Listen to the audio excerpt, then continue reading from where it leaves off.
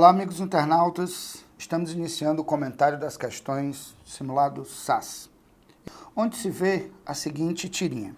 Quadrinhos dos anos 10. Por que você quer uma folha? Quero denunciar todas as injustiças do mundo. Você não precisa de uma folha, você precisa de um bloco. Nesse texto, por se tratar de uma tirinha, há sempre, ou quase sempre, o efeito de humor. Esse efeito de humor gera-se, sobretudo, por conta da quebra da expectativa, que é quando se espera um desfecho e o inusitado acontece com um desfecho daquele diferente do esperado. Neste caso, o humor da tira anterior é derivado principalmente do ou da. Letra A, questionamento feito no primeiro quadrinho. Letra B, expressão facial articulada pelas personagens. Letra C, condição de adoecimento de um dos protagonistas. D, valor conotativo da palavra injustiça no segundo quadrinho, ou tom hiperbólico na fala da personagem do terceiro quadrinho. Observe que o efeito se dá por conta da quebra da expectativa, já que o interlocutor na última fala diz que para apontar os problemas do mundo serão necessárias não apenas uma folha, mas sim várias folhas reunidas em um bloco, o que produz exatamente o efeito de exagero. Esse exagero quebra a expectativa, gerando o efeito de humor. Qual a figura de linguagem, queridos internautas, que se refere à ideia de exagero? É a figura da hipérbole. Portanto, a quebra da expectativa no último quadro se dá por conta do uso de uma expressão hiperbólica, contida na fala do interlocutor, que menciona a necessidade de um bloco inteiro para assinalar as mazelas do mundo. Portanto, a alternativa é de Eva. Mais uma charge bastante crítica aí. Nós vemos mãos algemadas e das algemas pende uma rede onde uma pessoa descansa tranquilamente. Ou seja, nós temos implícita a ideia de que enquanto alguns sofrem, né, pela questão do trabalho, pela questão da força, né, de uma classe que domina em relação a uma classe que é dominada, uma outra parte, um outro polo, né, descansa, né, porque aproveita essa força, esse trabalho. Então o que a charge promove, você vê nitidamente aí a pessoa descansando nas algemas de um trabalhador. Então seria uma espécie de, vou usar um termo aqui metafórico, uma escravidão moderna, entre aspas. E ele pede que você faça uma análise dessa charge e entenda isso a partir dessa realidade. E nós vemos aí no item B a resposta que se enquadra exatamente na ideia. Em um conceito de dominante e dominado, no qual, as relações de poder determinam as posições sociais. Mais uma vez, relações de poder, o dominante e o dominado. As algemas do trabalhador, do escravo moderno, e a rede que pende das algemas, não é, do dominador, aquele que descansa, que não tem que ter a preocupação com o trabalho. Como checar informações na internet? Conhecer a autoria da informação ajuda a reconhecer a veracidade do seu conteúdo. Por isso, preste atenção em alguns detalhes. Quem é autor dessa informação? Pode não ser responsável pela divulgação ou compartilhamento. Seu amigo, por exemplo, pode ter repassado a notícia ou boato para você, mas isso não quer dizer que ele tenha sido o autor. A informação resulta da opinião pessoal de alguém ou é de alguma instituição específica?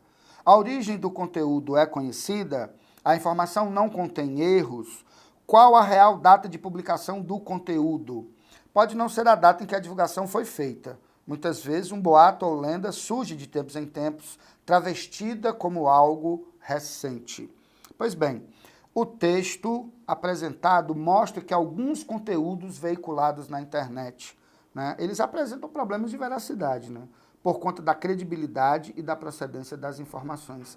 Essa questão é uma questão clássica que nos leva a refletir muito sobre essa questão do acesso democrático à informação. Ok, de fato, temos o acesso democrático à informação. Agora é preciso filtrar essa informação, discernir, refletir criticamente sobre ela, para que você não saia por aí repassando nos seus grupos de WhatsApp notícias sobre as quais você não conhece a autoria, a veracidade, e acaba se tornando um alardeamento de informações falsas veiculadas pelas redes sociais, o que pode acarretar grandes problemas, não só pela natureza de desinformação, como até por outras questões mais graves que podem ser acarretadas a partir desse contexto. Portanto, o texto apresentado mostra que alguns conteúdos apresentam problemas de veracidade, portanto, a alternativa correta é a letra B de bola. Não revelam problemas de autoria, porque as instituições oficiais não querem ser citadas como fonte. Observe que essa referência a instituições oficiais torna o item falso. A ausência de ameaças digitais também torna o item falso. Resultado de pesquisas científicas, nem todas as informações resultam disso. Reforçam a ideia de inexistência de fraudes. Muito pelo contrário, reforçam a ideia da existência de fraudes. Portanto, para essa questão, a resposta correta é na letra B de bola. Uma das características mais interessantes das línguas humanas é a sua variedade dialetal, efeito da variedade própria dos grupos que as falam. Basta conferir não só nas ruas, mas também na melhor literatura. Para muitos, no entanto, a variedade aparece como se fosse grave defeito. Para tratar essa questão sem histeria, a melhor saída será a conjugação do fim dos preconceitos, o que não se consegue por decreto, com conhecimento adequado dos fatores de variação. Uma atitude seria necessária, usar o mesmo critério para avaliar o comportamento do povão e o dos bacanas. Isso quer dizer, na verdade, que a língua varia em vários níveis.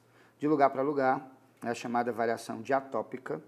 De classe social para classe social, é a chamada variação diastrática. De contexto ou de situação para situação, é a variação diafásica. E ainda varia no âmbito temporal, de época para época, é a chamada variação diacrônica. Portanto, no texto, o autor apresenta sua opinião e lança mão de argumentos em defesa dela por meio de diferentes estratégias de argumentação. O trecho que apresenta argumento contrário à tese do autor, servindo de base para um contra-argumento, encontra-se em. No entanto, para muitos, no entanto, a variedade aparece como se fosse grave defeito. É o que está escrito textualmente de maneira explícita na letra B de bola. Nós temos aqui uma placa deitada com os dizeres: se fosse uma árvore, você nem teria notado. Preserve. É um outdoor aí derrubado. Aí ele diz assim: levando em consideração o caráter persuasivo do anúncio presente na imagem anterior, o melhor recurso argumentativo utilizado na intenção de garantir a proximidade leitor-enunciador é: moçada, é um outdoor, é uma propaganda, é uma campanha, é a venda de um comportamento. Função apelativa é o que mais funciona nesse tipo de campanha. Item C diz: a segunda pessoa discursiva, que faz um apelo direto ao leitor, ou seja, ele chama a atenção do receptor porque ele quer atingir aquele público-alvo, aquele público específico. Item C. Um fragmento de Vidas Secas, do grande Graciliano Ramos, em que ele diz apenas o seguinte, um microtextinho extraído: Sinhá Vitória acende uma fogueira para preparar comida. Vendo o fogo surgir, a cadela baleia se exalta e pula ao lado de sua dona, que lhe dá um pontapé. Esse é o texto.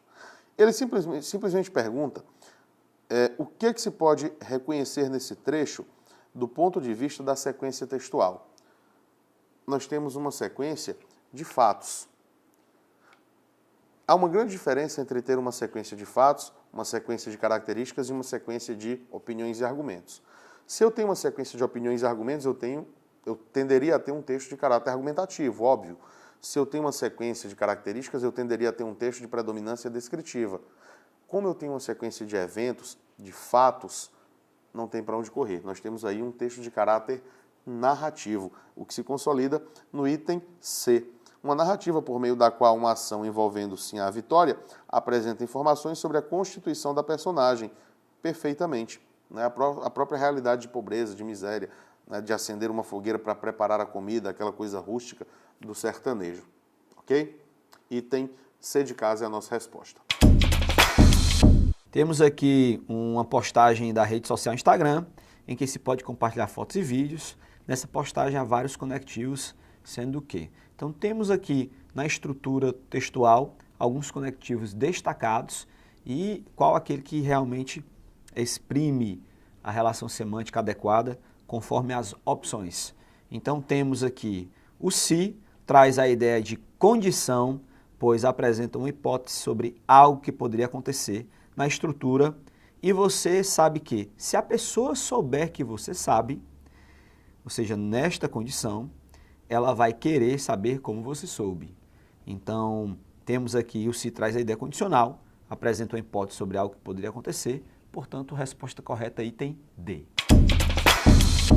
Temos aqui mulheres na política, Veja o percentual de deputadas e de senadoras nas câmaras de diversos países.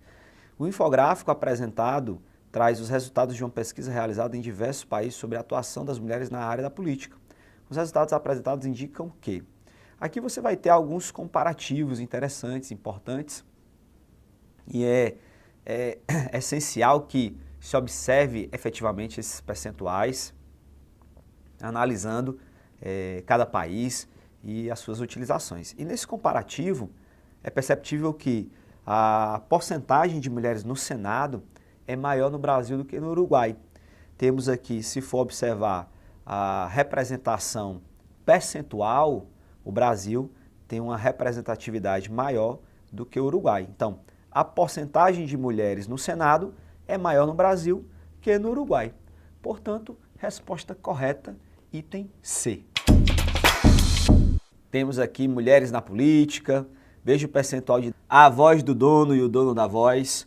Temos aqui a letra da canção de Chico Buarque, que possui recursos metafóricos, utilizados para exemplificar a relação entre o artista e sua gravadora. É uma relação crítica aí entre o artista, o dono da voz, pelo dom, e o dono da gravadora, que é aquele que detém o poder, e é o dono da voz economicamente falando. Então, as repetições, trocadilhos e rimas internas acentuam a visão negativa dessa relação, que pode se constatar em: Deus deu ao dono os dentes, Deus deu ao dono as nozes. As vozes, Deus só deu seu dó. Então, você tem aí diretamente uma relação que, né, o dono das vozes, ele tem efetivamente o poder, essa relação do poder, que é um poder econômico, e ao dono, né, aquela pessoa que realmente tem o dom da voz, o de cantar, enfim, recebeu o dó. Então, dó no sentido da pena, de você ter pena, enfim, em relação ao sofrimento, ou nessa relação estabelecida em que há uma realidade, uma visão negativa.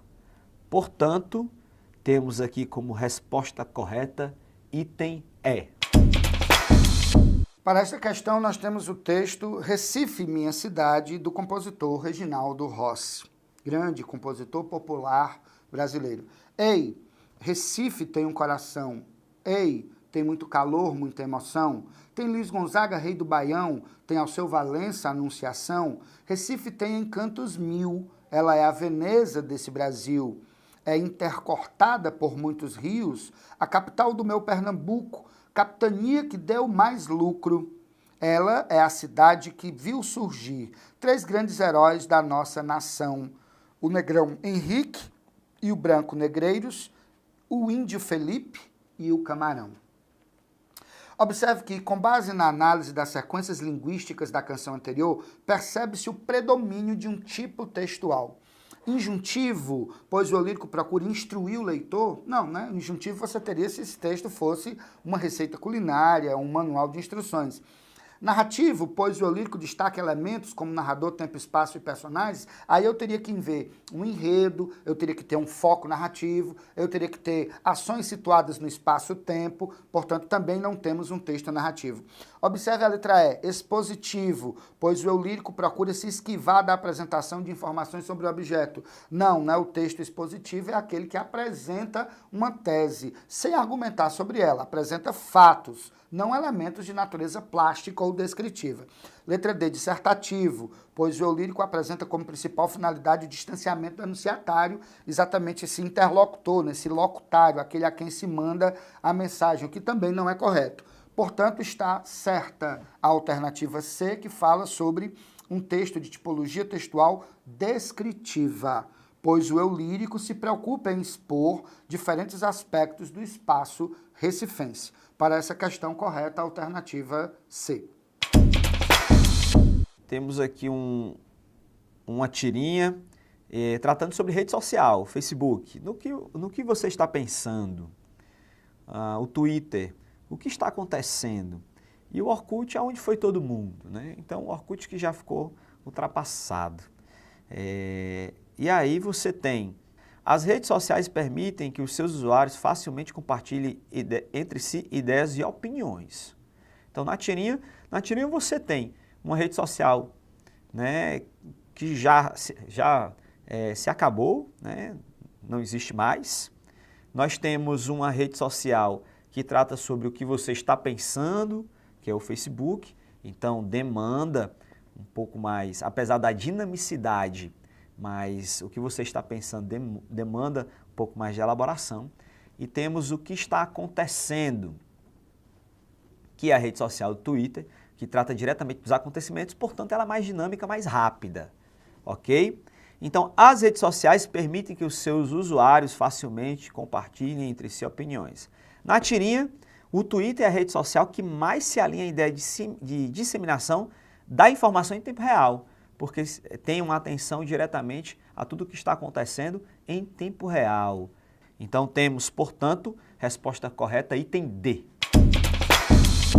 Questão 110, temos aqui a educação à distância possui elementos essenciais em sua concepção e forma de aplicabilidade. Um texto que trata sobre a educação à distância, o EAD, certo? As vantagens, aqui a fonte, as vantagens da educação à distância.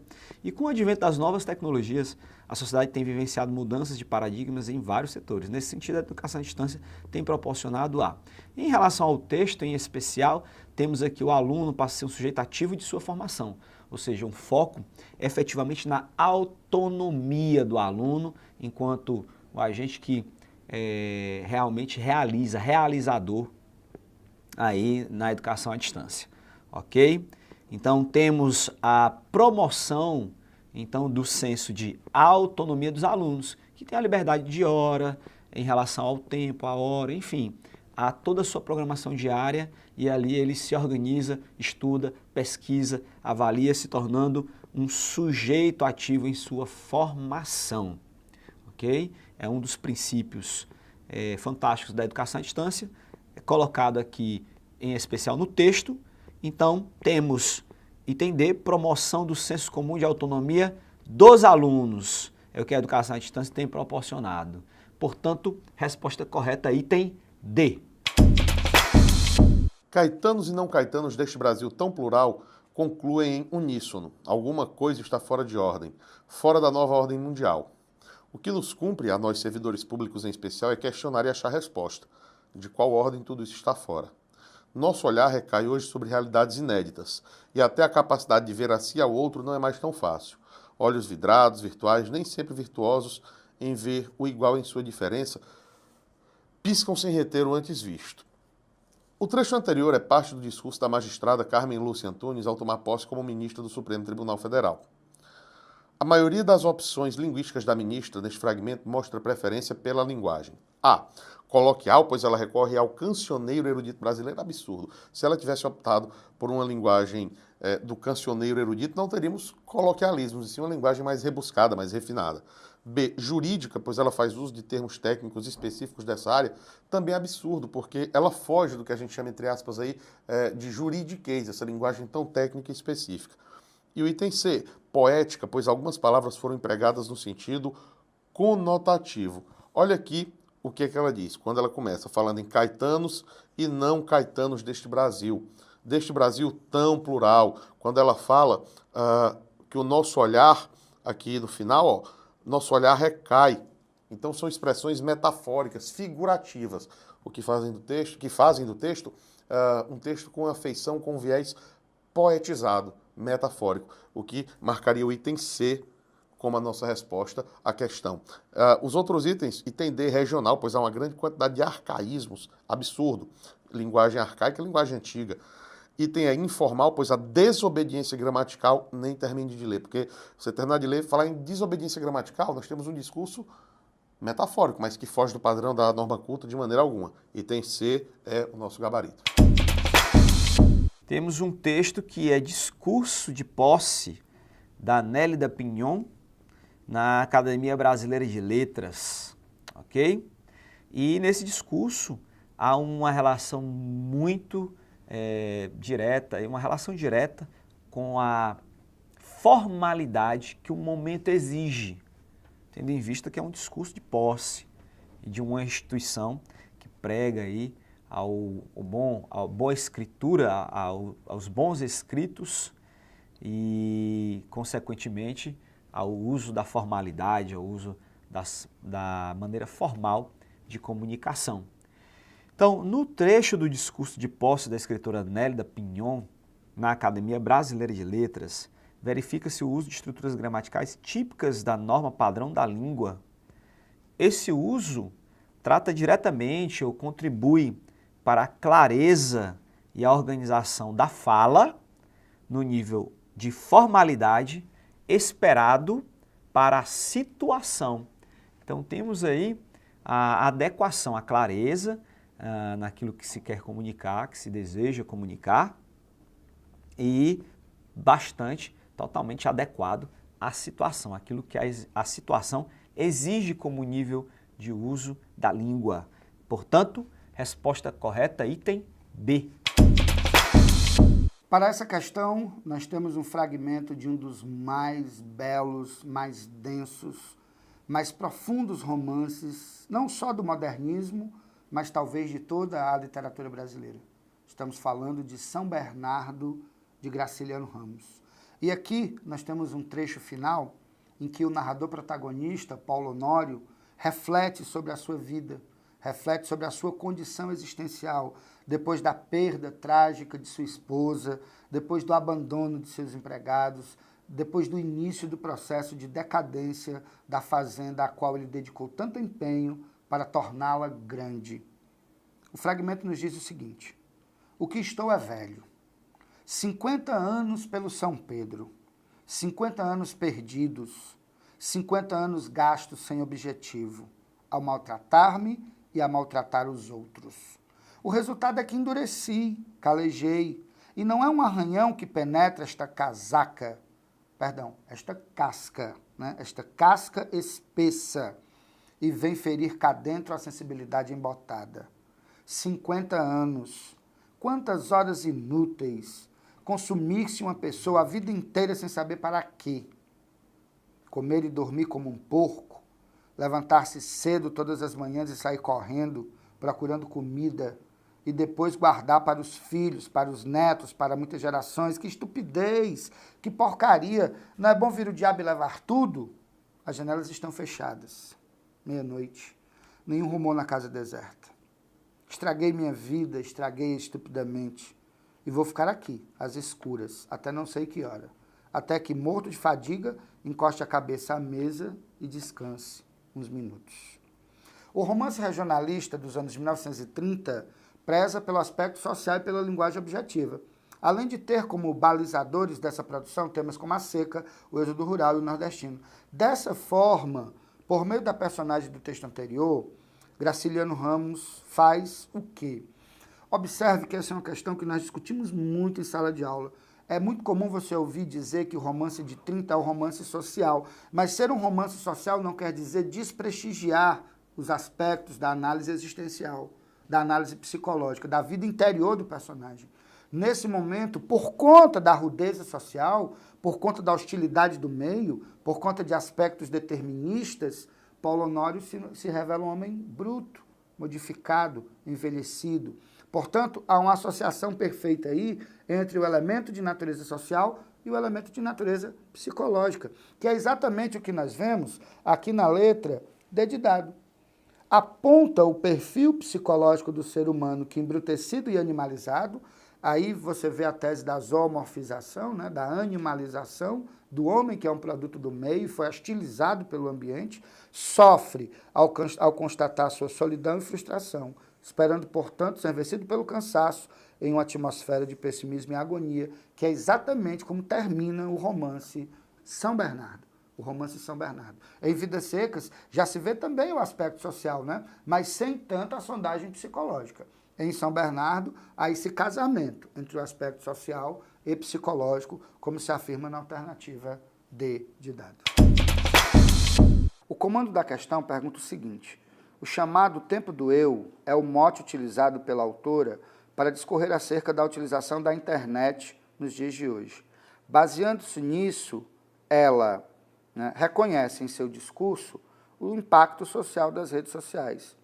Sobretudo quando ela diz aqui no último parágrafo que a internet nos deu o mundo e, ao mesmo tempo, nos tirou do nosso mundinho próprio.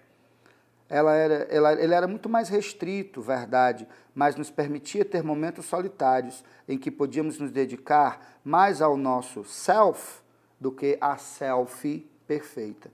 Ou seja, a internet, como uma forma de linguagem revolucionária, mudou a nossa relação com a nossa própria vida, com a nossa própria realidade, tirando cada vez mais o indivíduo do seu próprio eu e o colocando integrado a outros eus através do universo digital.